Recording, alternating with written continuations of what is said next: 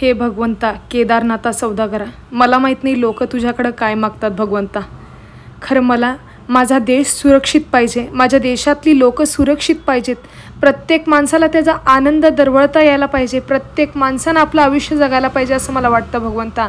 तुझ्या पालखीला प्रत्येक लोकाचा खांदा लावून प्रत्येकजण ह्या पालखी सोहळ्यात आला पाहिजे.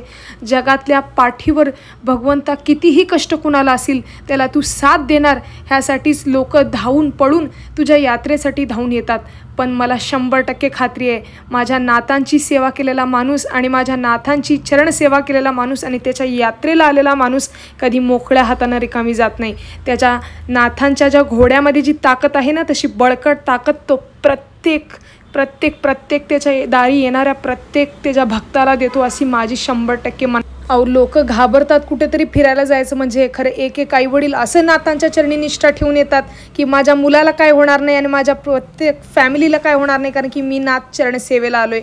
त्या मालकाची दृष्टी माझ्यावर आहे म्हणून ह्या विश्वासानं त्या गुलाबी रंगात उधळायला, त्या मालकाचा उत्साह उधळायला, त्या मालकाचा आनंद लुटायला, त्याचं फक्त दृष्टीने एक दर्शन घ्यायला साक्षात चोपडाई देवी तलवार घेऊन आपल्या भक्तांसाठी रक्षणासाठी असते. आणि साक्षात पालखीतला बसलेला केदारनाथ दख्खन महाराज आपल्या भक्तांची